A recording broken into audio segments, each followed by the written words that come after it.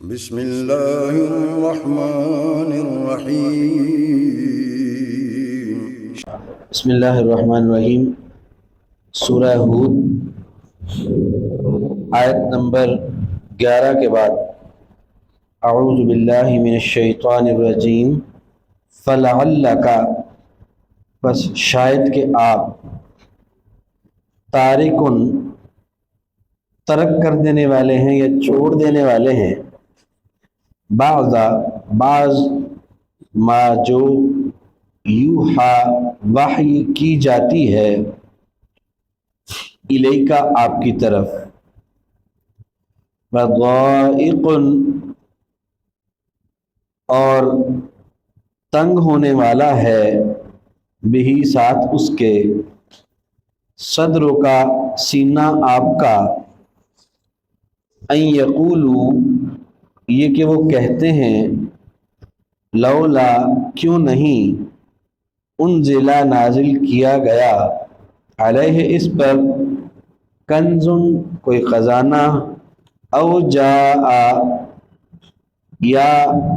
آیا ماہو ساتھ اس کے ملکن فرشتہ۔ تو نبی کریم صلی اللہ علیہ وسلم کی جو نفسیاتی کیفیت تھی اس ماحول میں کہ جب مشرکین مکہ مختلف طرح کے آپ کو ذہنی طور پہ تکلیفوں میں مبتلا کیے ہوئے تھے اور مختلف طرح کے بہانے بناتے تھے ہدایت کو ٹھکرانے کے، اس میں جب انہوں نے مطالبات کیے کہ کوئی خزانہ تجھ پہ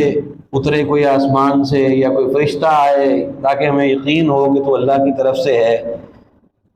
تو اس سے جواب اللہ کے رسول نے تو یہی دیا کہ میرے اختیار میں تو کچھ نہیں ہے، یہ تو اللہ تعالیٰ کی مرضی ہے، وہ کوئی چیز دیتا ہے یا نہیں دیتا ہے یہ اللہ کی مرضی سے ہوتا ہے، میں تو جو میری طرف اللہ کی طرف سے وحی آتی ہے میں تو اس کی پیروی کرتا ہوں۔ لیکن وہ لوگ انہی باتوں کو بہانہ بنا کے انکار کر رہے تھے۔ پھر وہ بعض مطالبات اس طرح کے کرتے تھے کہ یہ جو بات تم کرتے ہو بس یہ نہ کرو وہ کر لو، یعنی تم ہمارے بتوں کی جو مذمت کرتے ہو بس وہ چھوڑ دو، بتوں کی مذمت کرنا چھوڑ دو، باقی معاملہ ٹھیک ہے، یعنی پھر ہماری تمہاری صلح ہو سکتی ہے۔ تو اس پریشر میں جو وہ بناتے تھے مشرکین مکہ، نبی کریم صلی اللہ علیہ وسلم بھی بعض اوقات یہ سوچنے سے لگ جاتے کہ چلیں ان کی اس بات کو منوانے کے لیے کہ چلیں وہ یہ بات مان لیں گے، اتنا سا تھوڑا سا میں کمپرومائز کر لوں، یہ کر لوں، اس طرح کی سوچ آپ کو آنے لگتی یا آنے والی تھی، جس بنا پر اللہ تعالیٰ نے متنبع کیا آپ کو کہ لگتا ہے کہ آپ جو آپ کی طرف وحی آئی ہے اس میں سے کچھ چھوڑ دیں گے ان کے کہنے پر، کہ ان احکامات میں سے کچھ پر آپ کمپرومائز کر لیں گے، یعنی جس طرح کی ذہنی صورتحال آپ کی بن گئی، آپ پریشان ہو کے ان کے پریشر میں آ کے آپ سوچتے ہیں کہ میں تھوڑا بہت جو ہے اس طرح سے کوئی مصلحت اندیشی سے کام لیتے ہوئے کچھ تھوڑی بہت بات ان کی مان لوں، ظاہر ہے جب آپ ان کی بات مانیں گے تو اللہ کے حکم کی اتنی اس حد تک تو خلاف ورزی ہو جائے گی۔ اس لیے اللہ تعالیٰ نے آپ کو اس کو مفسرین بعض کہتے ہیں کہ آپ کو تسلی دی ہے اللہ تعالیٰ نے کہ آپ کو بالکل ان حالات میں پریشان نہیں ہونا چاہیے۔ بعض کے مطابق یہ ہے کہ یہ آپ کو متنبع کیا گیا ہے کہ شاید کہ آپ چھوڑ دینے والے ہیں بعض حصہ اس میں سے کہ جو آپ کی طرف وحی کی گئی ہے، اور اس کا سبب بھی ساتھ ہی بتایا کہ آپ کا سینہ جو ہے وہ تنگ ہونے والا ہے ان باتوں کی وجہ سے، کہ وہ کہتے ہیں کہ یہ معجزات لے کر آئے اور معجزات آتے کوئی نہیں ہیں، اور آپ کا سینہ اس وجہ سے تنگ ہے کہ میں ان کو کیسے منواؤں۔ آپ اس وجہ سے یعنی ایک جو ذہنی طور پر یا نفسیاتی طور پر پریشر میں ہے ان کی طرف سے۔ یہ سینے کی تنگی کیا ہوتی ہے کہ انسان جب اپنے دل میں کوئی بوجھ محسوس کرتا ہے کسی چیز کا، تو اسی کے حوالے سے اللہ تعالیٰ نے آپ صلی اللہ علیہ وسلم کی اس کیفیت کو یہاں بیان فرمایا، اور کیفیت کو بیان فرمانے کا مقصد یقیناً یہی ہے کہ آپ کو مطمئن کیا جائے کہ اگر یہ نہیں مان رہے ہیں تو ان کو منوانا آپ کی کوئی ذمہ داری نہیں ہے، آپ ان تک بات پہنچانا صرف آپ کی ذمہ داری ہے، نہیں مانتے جائیں بھاڑ میں، آپ کو اس پر پریشان ہونے کی بھی ضرورت نہیں ہے اور آپ کو کوئی کمپرومائز کرنے کی بھی ضرورت نہیں ہے ان کے ساتھ۔ یہ اصل میں اللہ تعالیٰ یہاں فرما رہے ہیں اور آپ کو اس حوالے سے اطمینان دلا رہے ہیں، یہ بتا کر کہ فلا اللہ کا پس شاید کہ آپ تارکن چھوڑ دینے والے ہیں بعض ما بعض وہ جو یوحا وحی کی گئی ہے الیکا آپ کی طرف، وضائکم بھی اور تنگ ہے ساتھ اس کے صدروں کا سینہ آپ کا، ان یقولو یہ کہ وہ کہتے ہیں کہ لولا انزل علیہ کنزن کیوں نہیں اتارا گیا اس پر خزانہ، او جاء معہ ملک اور یا کیوں نہیں آیا اور یا آیا ساتھ اس کے، مراد سے یہ ہے کہ اور کیوں نہیں آیا، او یا جا آیا معاہو ساتھ اس کے ملکن فرشتہ۔ تو یہاں روک کے بعد اللہ تعالیٰ نے کیا ارشاد فرمایا کہ انما انت نذیر، سوائے اس کے نہیں آپ صرف ڈرانے والے ہیں، آپ کے ذمے ان کو ڈرانا ہے کہ تم یہ جو عمل کر رہے ہو یہ کس قدر برا ہے، اس کا کس قدر برا نتیجہ ہے، آپ نے اس کے برے نتائج سے آگاہ کرنا ہے، ان کو ڈرانا ہے، آپ کی ذمہ داری صرف اتنی ہے، ان سے زبردستی عمل کروانا آپ کی ذمہ داری نہیں ہے کہ جس پر آپ پریشان ہو رہے ہیں کہ یہ مان کیوں نہیں رہے، نہیں مان رہے تو نہ صحیح، آپ کو اس پہ پریشان ہونے کی ضرورت نہیں ہے، آپ کی ذمہ داری صرف ایک ڈرانے والے کی ہے کہ ایک ڈرانے والے کا کام ہے وہ متنبع کر دے، لوگوں کو بتا دے، ان کو ڈرا دے کہ بھئی یہ جس راستے پر تم چل رہے ہو اس کا یہ غلط نتیجہ ہوگا، تو اس کی ذمہ داری اتنی ہے، کوئی پھر اس پہ چلتا ہے تو اس کی مرضی ہے، اور اس کی ذمہ داری اس بتانے والے پر نہیں ہے کہ جس نے صحیح بات بتا دی اور جس کو بتائی گئی اس نے نہیں مانی، تو اس کی ذمہ داری بتانے والے پر نہیں ہوتی، بتانے والے کا کام صرف بتانے والا ہے۔ انما انت منذر انما انت نذیر، سوائے اس کے نہیں کہ آپ تو ڈرانے والے ہیں، واللہ اور اللہ تعالی علی کل شیء اوپر ہر چیز کے وکیل کارساز ہے، اصل جو ذمہ دار ذات ہے، ہر چیز کو سنوارنے والی ذات ہے، ہر چیز کا اختیار رکھنے والی ذات ہے، وہ تو اللہ کی ہے، تو آپ تو کارساز نہیں ہیں، آپ کوئی یہاں پر ان کے اوپر کوئی داروغہ نہیں ہے، آپ ان کے اوپر کوئی اس طرح سے کوئی محتمم بنا کے نہیں دیے گئے کہ آپ نے سب کو ٹھیک کرنا ہے، اللہ تعالیٰ کی ذات جو ہے وہ کارساز ہے اور اللہ تعالیٰ ہر چیز پر کارساز ہے۔ اس میں ایک اس طرف اشارہ ہے کہ اللہ تعالیٰ اگر چاہے تو ان کو مجبور کر دے ایمان لانے پر، وہ چاہے تو کر سکتا ہے، لیکن اس مالک نے اس طرح کا کوئی انتظام نہیں کیا یا اس طرح کی کوئی صورتحال پیدا نہیں کی کہ یہ ایمان پر مجبور ہو جائیں، اس لیے کہ اس مالک کی حکمت اسی میں ہے کہ ان کو کھلا چھوڑ کر اس برائی اور اچھائی کا راستہ بتا کر پھر ان کی آزمائش کی جائے کہ بھلا یہ کیا کرتے ہیں۔ تو اللہ تعالیٰ ہر چیز پر کارساز ہے، آپ کا یہ کوئی اختیار نہیں ہے، آپ کی ذمہ داری صرف ڈرانا ہے، آپ اپنی اس ذمہ داری پر متوجہ رہیں، آپ وہ اپنا فریضہ ادا کرتے رہیں، باقی یہ مانتے ہیں تو ان کی بھلائی ہے، اگر نہیں مانتے ہیں تو وہ خود عذاب کا شکار ہوں گے۔ پھر فرمایا کہ ام یقولون، یا وہ کہتے ہیں افترا ہو، گھڑ لیا اس نے اس کو، یعنی یہی جو جن باتوں سے آپ کا سینہ تنگ ہوتا ہے، ایک تو ان میں سے پیچھے بات آ گئی کہ جی معجزے کیوں نہیں آتے، دوسری بات یہ ہے کہ وہ وہ کہتے ہیں کہ جی اس نے گھڑ لیا ہے کہ خود بنا لیتا ہے، آپ کو اس سے بھی اذیت ہوتی کہ اب یہ میرے مجھ پر الزام لگاتے ہیں کہ میں نے یہ خود گھڑی ہوئی ہیں آیات قرآن کی۔ تو ام یقولون، یا وہ کہتے ہیں کہ افترا ہو، اس نے گھڑ لیا ہے اس کو، قل آپ فرما دیجئے فاتو پس لے آؤ بعشر صور 10 صورتیں، مثل ہی اس کی مانند۔ یہ آیت کا یہ جو ترتیب میں محسوس ہوتا ہے کہ جو پیچھے ایک گزر چکا ہے ایک صورت والا چیلنج، یہ اس سے پہلے آنے والا چیلنج ہے جو 10 صورتوں کا تھا، کیونکہ اللہ تعالیٰ نے پہلے ان کو جو چیلنج دیا تھا کتاب کا دیا تھا کہ تم اس جیسی کتاب لے آؤ، پھر جب وہ یہ چیلنج قبول نہیں کر سکے پھر ان کو 10 صورتوں کا چیلنج دیا، پھر جب 10 صورتیں نہیں تو پھر ان کو ایک صورت کا چیلنج دیا، وہ ایک صورت والا پیچھے پڑ چکے ہیں اور یہ 10 صورتوں والا ہے۔ اس سے یہ بات بھی آپ کو آپ کے علم میں ہونی چاہیے کہ جو قرآن پاک کی آیات ہیں، یہ کیونکہ جو قرآن پاک کی ساری ترتیب ہے یہ نزولی نہیں ہے، یہ توقیفی ہے، وہ جو بات اسلامیات کی کتابوں میں بھی طلباء پڑھتے ہیں، یہ نزولی نہیں ہے، توقیفی ہے، لیکن اس کا مطلب کیا ہے؟ نزولی ترتیب اگر ہوتی تو پھر قرآن پاک میں سب سے پہلے کون سی آیات لکھی ہونی تھی؟ سب سے پہلے کون سی آیات نازل ہوئی تھی؟ سورۃ العلق کی پہلی 5 آیات، پھر پہلی سورت کی پہلی 5 آیات سورۃ العلق کی 5 آیات ہوتی اگر نزولی ہوتی۔ توقیفی کا کیا مطلب ہے؟ کہ جو اللہ کے رسول نے اس کو مقرر کر دیا ہے، وقف کر دیا ہے ایک چیز کو کہ یہ یہاں پر یہ ہے، یہاں پر یہ ہے، آپ نے اس کو مقرر کر دیا۔ تو اس میں آپ نے جب بھی وحی آتی تھی، آپ کاتبان وحی کو بتاتے تھے کہ یہ آیا مبارکہ فلاں صورت کی فلاں آیت سے پہلے لکھنی ہے۔ اب دوسری آیت آ گئی، اس کو فلاں صورت کی فلاں آیت کے بعد میں لکھو۔ تو یعنی یہ جو آیات کی ترتیب ہے ایک صورت کی، کہ ایک آیت نمبر 1 2 3، تو اس ترتیب سے ضروری نہیں کہ وہ نازل ہوئی ہوں۔ ہو سکتا ہے کہ یہ پہلے والی صورتیں جو ہیں، آیات جو ہیں، وہ بعد میں آئی ہوں، تو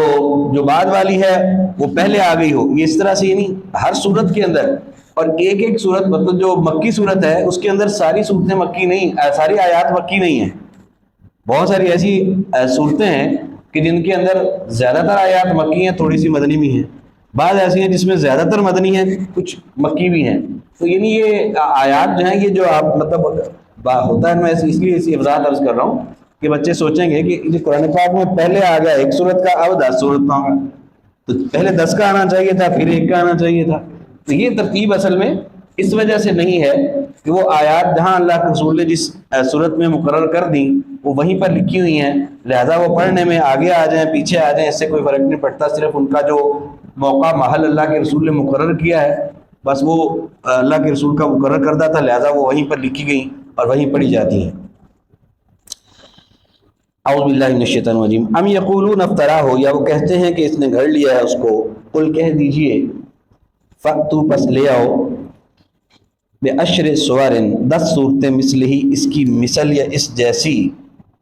مفتریات گھڑی ہوئی، یعنی تم بھی گھڑ لو نا۔ تم اللہ کے رسول کو کہتے ہو کہ جو پڑھنا لکھنا بھی نہیں جانتے تھے کہ انہوں نے گھڑ لی ہیں، تو تم بھی ذرا 10 صورتیں اس طرح کی گھڑی ہوئی لے آؤ۔ سارا قرآن نہیں لا سکتے، 10 صورتیں لے آؤ اس طرح کی مفتریات گھڑی ہوئی۔ اور اس گھڑنے کے لیے صرف یہ نہیں کہ مکہ والے قریشی جو ہیں وہ سارے مل کے وہ گھڑ کے لائیں، بلکہ وَدْعُوا مَنِ اسْتَطَعْتُمْ، اور بلا لو جس کو بھی تم استطاعت رکھتے ہو، من دون اللہ، اللہ کے علاوہ، اللہ کے علاوہ پوری دنیا میں جہاں سے بھی کوئی اسکالر بلانے ہیں، عربی دان بلانے ہیں، منگوا لو سب کو، اور سارے مل کے اس طرح کی 10 گھڑی ہوئی صورتیں لے آؤ۔ پھر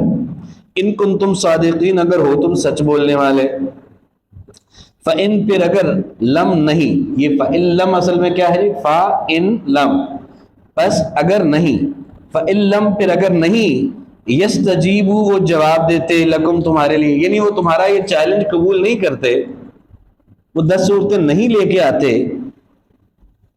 تو پھر ان سے آپ کہہ دیں فَعْلَمُوا، پھر یہ جان لو یا یہ مان لو، مطلب کیا ہے اس کا؟ کہ پھر یہ جان لو اس کو، پھر تمہیں اس بات سے یہ بات معلوم ہو جانی چاہیے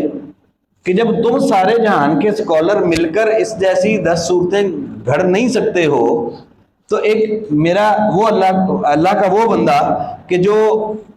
معاشرتی طور پر پڑھائی لکھائی نہیں جانتا، اس پر تم گھڑنے کا الزام لگاتے ہو۔ تو اگر تم یہ نہیں کر سکتے، اس کا جواب نہیں دے سکتے، اس چیلنج کو قبول نہیں کرتے وہ لوگ، یعنی اللہ کے رسول کو اللہ تعالیٰ فرماتے ہیں کہ فَإِن لَمْ يَسْتَجِيبُوا لَكُمْ، پھر اگر وہ نہیں قبول کرتے تمہاری اس بات کو کہ وہ گھڑ کے لے آئیں، تو فَعْلَمُوا، پھر جان لو، پھر یہ بات معلوم رکھو کہ انما، یہ کہ جو انما انزل بعلم اللہ، کہ انما یہ کہ جو انزلہ نازل کیا گیا ہے، بعلم اللہ، وہ اللہ کے علم کے ساتھ نازل کیا گیا ہے، یعنی وہ اللہ کے علم کے ساتھ ہے۔ وَأَن لَا الہ، اور یہ کہ نہیں ہے کوئی عبادت کے لائق الا ہوا، مگر وہی۔ فَهَلْ أَنْتُمْ مُسْلِمُونَ، پھر کیا ہو تم اسلام لانے والے، پھر کیا ہو تم فرمانبرداری کرنے والے؟ مطلب کیا کہ میں نے یہ چیلنج دے دیا، اللہ تعالیٰ فرماتے ہیں کہ آپ یہ ان کو چیلنج دیں، جب یہ چیلنج قبول نہ کر سکیں تو پھر آپ ان سے کہیے کہ پھر اس بات کو تو مان لو، اس بات کو تو پھر جان لو کہ یہ پھر کسی انسان کا کلام نہیں ہے. جب اب تم نہ کر سکو تو یہ کس بات کی دلیل ہے؟ اسی بات کی دلیل ہے کہ یہ کسی انسان کا کلام نہیں بلکہ یہ اللہ کے علم سے یہ قرآن جو ہے وہ نازل کیا گیا ہے. اور ساتھ یہ بات بھی مان لو کہ اللہ کے علاوہ کوئی عبادت کے لائق نہیں ہے. پھر تمہیں یہ مان لینا چاہیے اگر تم یہ چیلنج قبول نہیں کرتے تو. فَاعْلَمُوا بس جان لو انما یہ کہ جو انزل نازل کیا گیا ہے بعلم اللہ اللہ کے علم کے ساتھ ہے وَأَنْ لَا اور یہ کہ نہیں الہ کوئی معبود اللہ ہوا مگر وہی. فَهَلْ أَنْتُمْ مُسْلِمُونَ پھر کیا ہو تم فرمانبرداری کرنے والے. من کانا یرید الحیات الدنیا من جو شخص کانا ہے یرید و ارادہ کرتا الحیات الدنیا دنیا کی زندگی کا وزینتہا اور اس کی زینت کا نوفِ ہم پورا دیتے ہیں الیہم ان کی طرف اعمالہم ان کے اعمال فیہا اس میں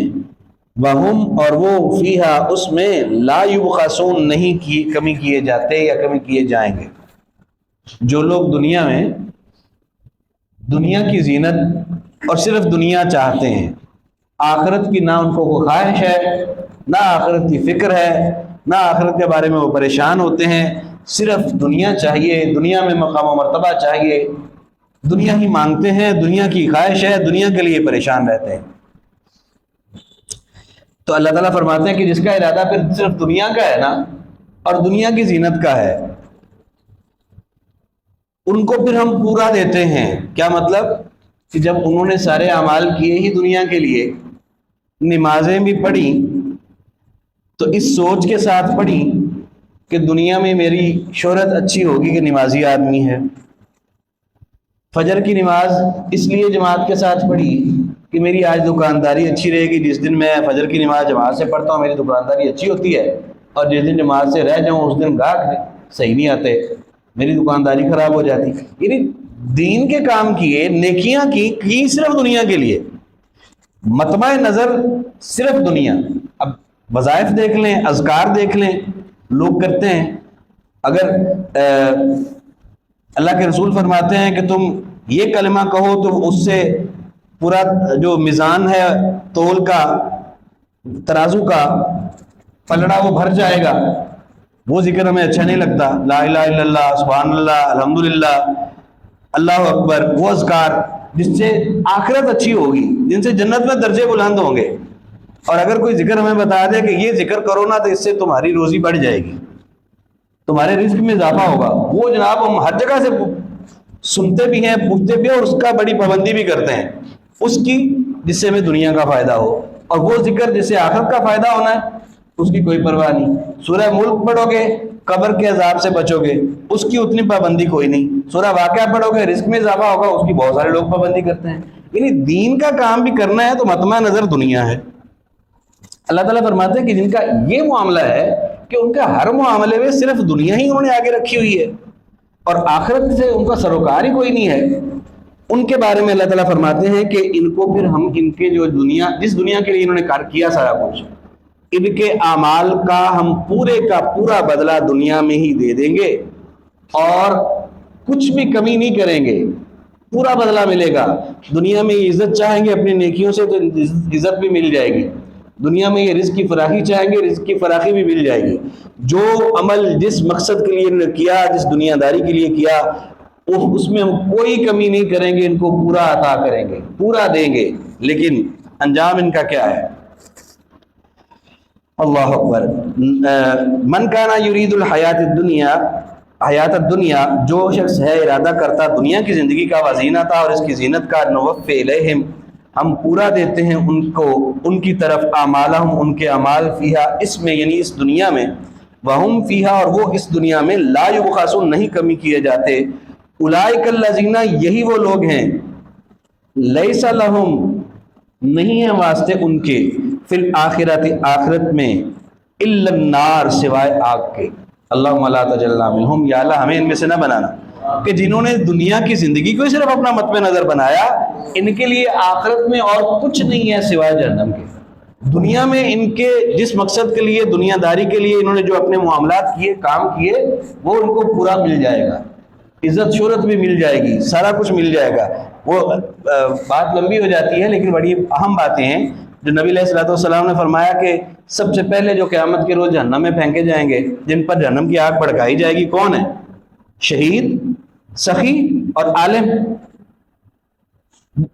وہ شہید جس نے جہاد کیا صرف اس لیے کہ لوگ مجھے کہیں گے بڑا بہادر ہے، مجھے نشان حیدر ملے گا، میری تصویریں مطالعہ پاکستان کے اندر چھپیں گی،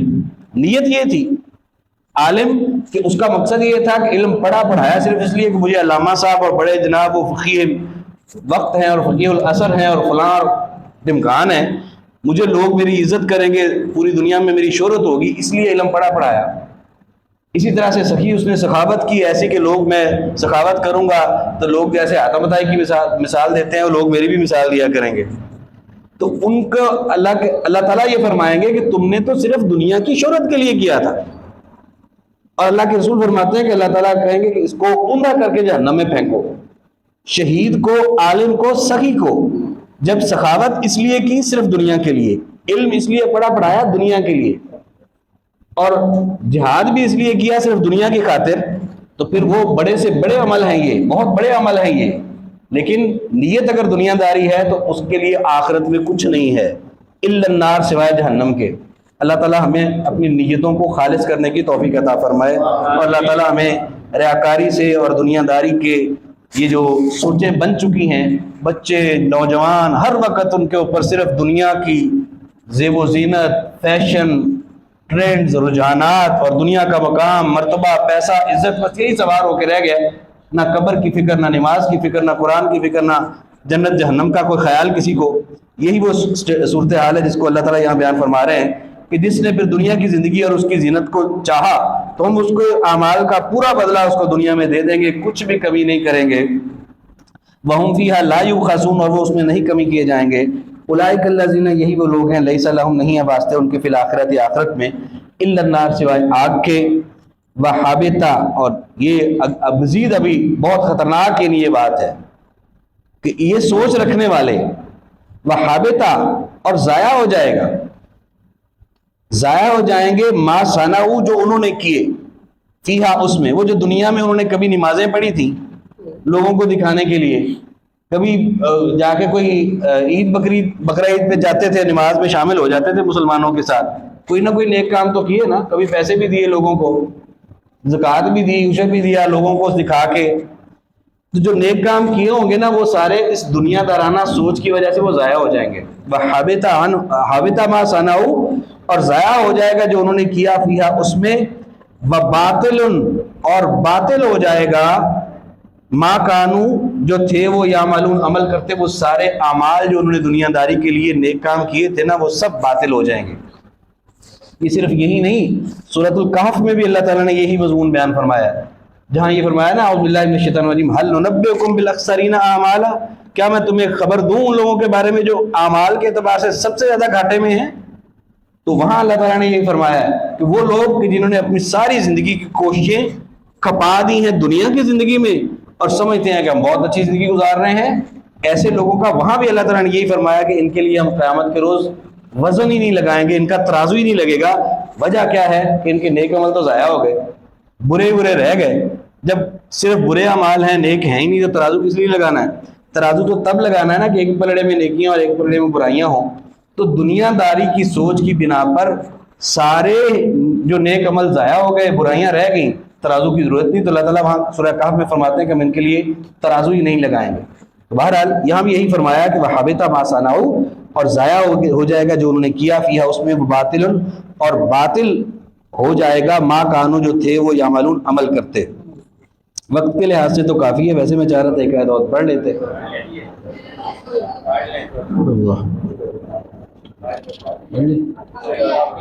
چلیں جی، بچوں سے اجازت مل گئی تو پڑھ لیتے ہیں۔ اعوذ باللہ من الشیطان الرجیم۔ افمن کان علی بینۃ، کیا پھر جو شخص ہے اوپر دلیل کے، من ربہ، اپنے رب کی طرف سے، ویتلوہ، اور تلاوت کرتا ہے اس کی یا بیان کرتا ہے اس کو، شاہد، گواہ یا گواہی دینے والا، من ہو، اس کی طرف سے،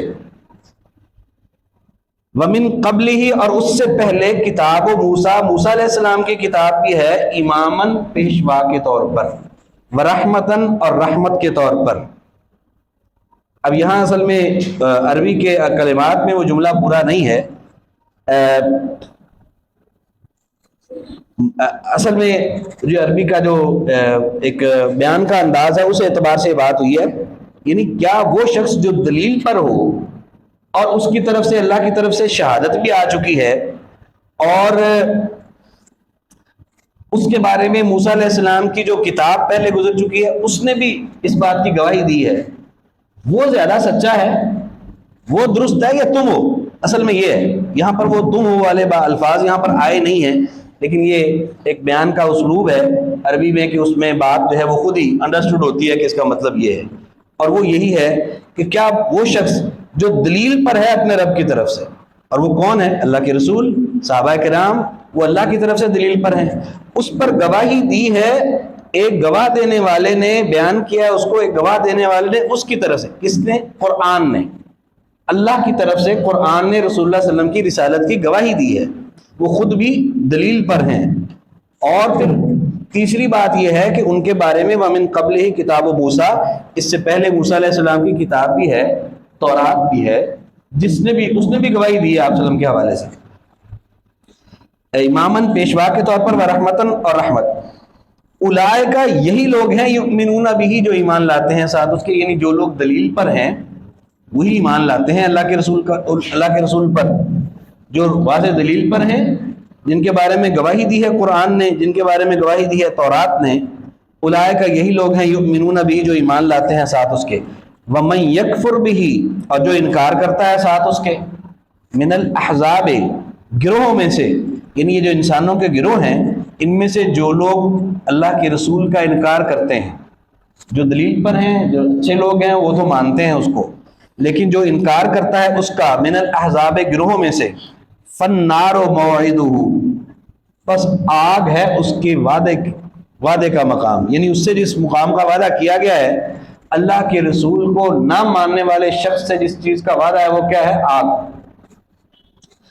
تو ومن یکفر اور جو انکار کرتا ہے بھی ساتھ اس کے، من الاحزاب گروہوں میں سے، فالنار موعدہ بس آگ ہے وعدہ اس کا، فلا تکو بس نہ آپ ہو جائیں، فی مریۃ شک میں، منہ اس سے، انہ الحق و بے شک وہ حق ہے، من ربک آپ کے رب کی طرف سے، ولکن اور لیکن، اکثر الناس اکثر لوگ، لا یؤمنون نہیں ایمان لاتے۔ آج کا سبق دیکھ لیں گے دوبارہ، اعوذ باللہ من الشیطان الرجیم۔ فلعلک پس شاید کہ آپ، تارکن چھوڑ دینے والے ہیں، بعض ما جو یوحا وحی کی گئی ہے، الیکا آپ کی طرف، وضائق اور تنگ ہونے والا ہے، بہی ساتھ اس کے، یا تنگ ہے ہو رہا ہے ساتھ اس کے، صدر کا سینہ آپ کا، ان یقولو کہ وہ کہتے ہیں، لا لولا انزلا کیوں نہیں اتارا گیا، علیہ اس پر، کنز خزانہ، او جا یا آیا، ماہو ساتھ اس کے، ملکن کوئی فرشتہ، انما سوائے اس کے نہیں، انتا آپ نذیر ڈرانے والے ہیں، واللہ اور اللہ تعالیٰ علی کل شیء اوپر ہر چیز کے، وکیل کارساز ہے۔ ام یقولون کیا وہ کہتے ہیں، افتراہ ہو گڑھ لیا ہے اس نے اس کو، قل آپ فرما دیجئے، فأتو پس لے آؤ، بعشر سور 10 صورتیں، مثلہ اس کی مانند، مفتریات گھڑی ہوئی، ودعو اور بلا لو، من استطعتم جس کو بھی تم استطاعت رکھتے ہو، من دون اللہ اللہ کے علاوہ، ان کنتم اگر ہو تم صادقین سچ بولنے والے یا سچے، فإن لم يستجیبوا لکم پھر اگر وہ نہ قبول کر سکے تمہیں، یعنی تمہارے اس چیلنج کو، تمہارے اس بات کو، تو فاعلموا تو جان لو، انما انزلا یہ کہ جو نازل کیا گیا ہے، بعلم اللہ وہ اللہ کے علم میں ہے، یا اللہ کے علم کے ساتھ ہے، وَأَن لَا إِلَٰهَ اور یہ کہ نہیں ہے کوئی عبادت کے لائق الا ہوا مگر وہی، فَهَلْ أَنْتُمْ پھر کیا ہو تم مسلمون فرمانبرداری کرنے والے، من کانا یرید الحیات الدنیا جو ہے ارادہ کرتا دنیا کی زندگی کا، وزینتہ اور اس کی زینت کا، نوفِ ہم پورا دیتے ہیں، الیہم ان کی طرف، اعمالہم ان کے اعمال، فیہا اس میں، وہم اور وہ، فیہا اس میں، لا یبخسون نہیں کمی کیے جاتے، اولئک الذین یہی وہ لوگ ہیں لیس لہم فی الآخرۃ نہیں ہے ہم واسطے ان کے آخرت میں الا النار سوائے آگ کے وحابطہ اور ضائع ہو گیا ما صنعوا جو کچھ انہوں نے کیا فیہا اس میں باطل اور باطل ہے ما کانوا جو تھے وہ یعملون عمل کرتے افمن کان علی بینۃ کیا پھر جو شخص ہے اوپر دلیل کے من ربہ ہی اپنے رب کی طرف سے ویتلوہ شاہد اور بیان کرتا ہے اس کو ایک گواہی دینے والا منہ اس کی طرف سے ومن قبلہ اور اس سے پہلے کتاب موسیٰ علیہ السلام کی کتاب بھی امامن جو پیشوا ہے ورحمتن اور رحمت ہے اولئک یہی لوگ ہیں یؤمنون بہ جو ایمان لاتے ہیں ساتھ اس کے ومن یکفر بہ اور جو انکار کرتا ہے ساتھ اس کے من الاحزاب گروہوں میں سے فالنار موعدہ بس آگ ہے وعدے کی جگہ اس کی فلا تکو فی مریۃ بس نہ آپ ہو جائیں شک میں منہ اس کی طرف سے انہ الحق بے شک وہ حق ہے من ربک آپ کے رب کی طرف سے ولکن اور لیکن اکثر الناس اکثر لوگ لا یؤمنون نہیں ایمان لاتے.